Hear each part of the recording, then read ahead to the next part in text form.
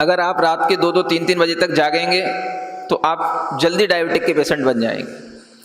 Diabetic के patient के लिए सबसे ज़रूरी चीज़ ये भी है कि वो 6 घंटे कम से कम उसको नींद अच्छी लेनी चाहिए।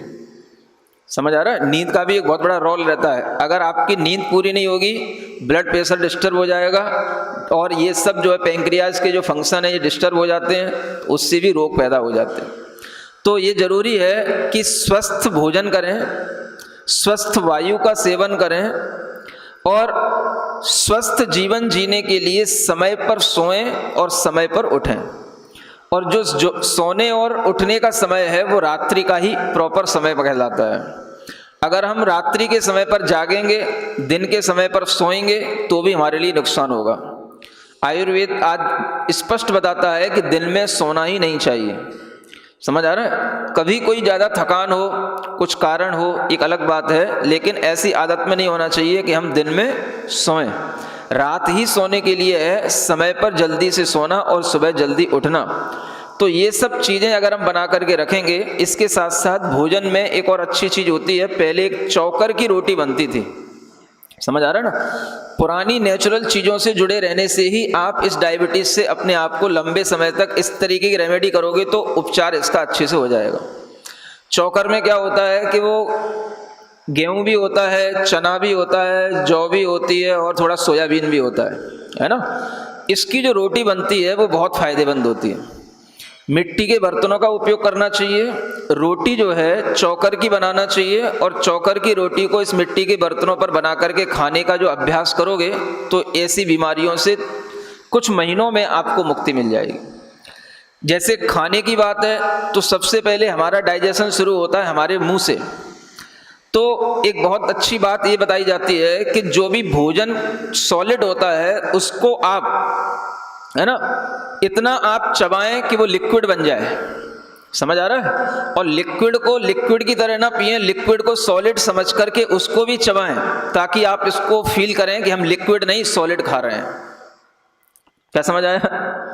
मतलब जो सॉलिड है उसको तो लिक्विड बनाना है और जो लिक्विड है उसको सॉलिड की तरह खाना है। ये अगर सिस्टम बनेगा तो भीतर जो डाइजेशन शुरू होता है वह जो है अच्छे से होगा और डाइजेशन के डिस्टर्ब होने से ही ये बीमारी शुरू होती है, डायबिटीज़।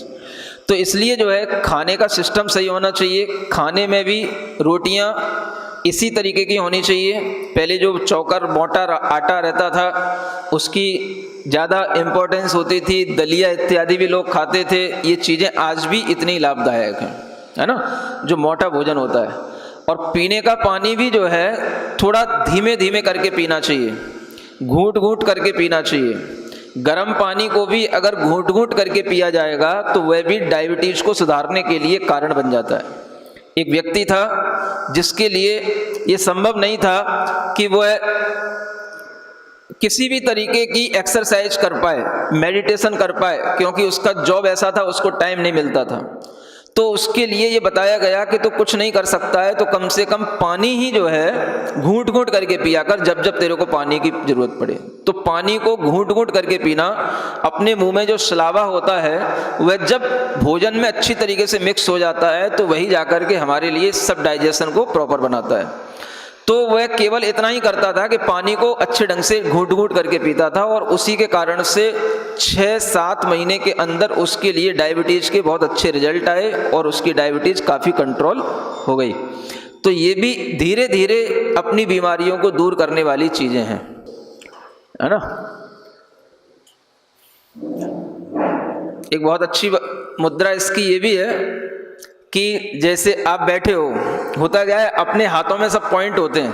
समझ आ रहा है? पेट भी अपने हाथ में है पूरा और जो आँख कान नाक भी सब अपने हाथ में है। समझ आ रहा है?